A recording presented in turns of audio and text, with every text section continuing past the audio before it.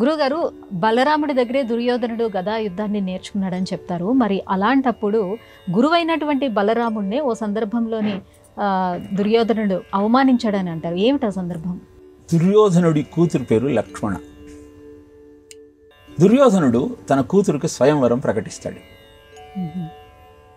లక్ష్మణ యొక్క రూపురేఖ విలాసాలను అందచందాలను గుర్తించినటువంటి సాంబుడు, కృష్ణుని కుమారుడు, స్వయంవరానికి వచ్చి ఆమెను అపహరించుకొని వెళ్తాడు.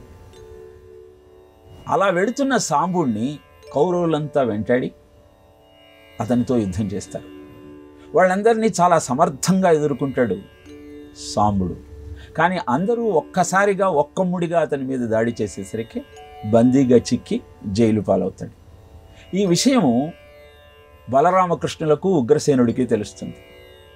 అంతా యుద్ధ సన్నద్ధులు కావాలని ఆలోచిస్తున్నటువంటి సమయంలో బలరాముడు వాళ్ళందరినీ కూర్చోబెట్టుకొని, బంధుప్రీతి ఎక్కువ బలరాముడికి, దుర్యోధనుడితో యుద్ధం వద్దు, మనకు బంధువులు వాళ్ళు, నా శిష్యుడే దుర్యోధనుడు, కనుక నేను వెళ్ళి నచ్చ చెప్పి సాంబుడిని తీసుకొస్తాను అని ఉద్ధవుణ్ణి తీసుకొని హస్తినాపురానికి ప్రయాణమవుతాడు.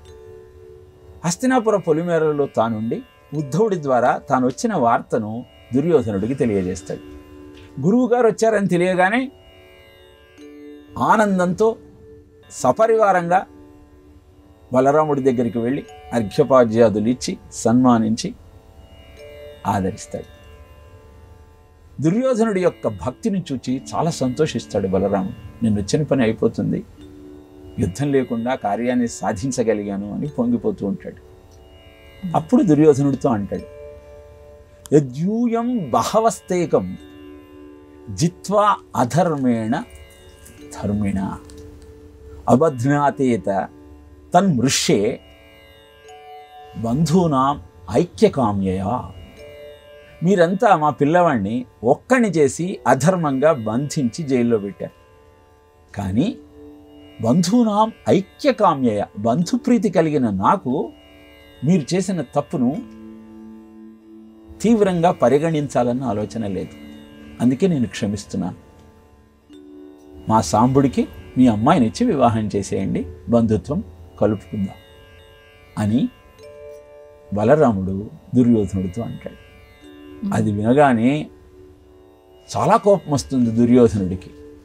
మేము హస్తినాపురాన్ని పరిపాలించే ప్రభువులం, మాతో మీకు వియ్యమా? అహో మహత్ విచిత్రేదం కాలగత్యా దురత్యయ ఆరురుక్షతి ఉపానత్వై శిరం ముకుట సేవితం. ఈ కాలం ఎంత విచిత్రమైంది, ఎన్ని విచిత్రాలు జరుగుతూ ఉన్నాయి.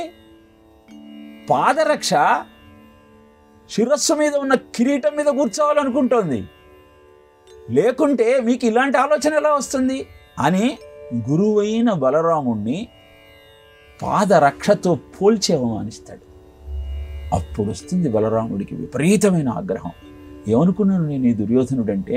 నా ప్రియ శిష్యుడు భీముణ్ణి జయించాలన్న కోరికతో ఆహరహము సాధన చేస్తుంటే గదాయుద్ధంలో ఉన్న మెళుకువలన్నీ నేర్పానే, అలాంటి దుర్యోధనుడా నన్ను ఇన్ని మాటలు అంటున్నాడు అని వెంటనే హస్తినాపురాన్ని తన హలాయుధంతో గంగలోకి తోసేయాలని ఉద్యుక్తుడవుతాడు.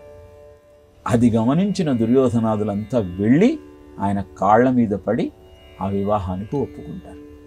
ఇలా గురువుగారు అంటూ మనం అన్నిసార్లు గురువులకు నమస్కరించినా మన స్వప్రయోజనము, మన స్వార్థము పరిగణలోకి వచ్చినప్పుడు ఆయనను కూడా అవమానించే ప్రయత్నం చేస్తాము అని చెప్పటం కోసమే బలరాముడికి దుర్యోధనుడికి జరిగిన ఈ సంభాషణను తెలియజేస్తూ గురువు అంతటి వాణ్ణి పాదరక్షతో పోల్చిన దుర్యోధనుడి యొక్క దుస్సాహసాన్ని భాగవతంలో మనకు తెలియజేస్తారు వ్యాస భగవాన్.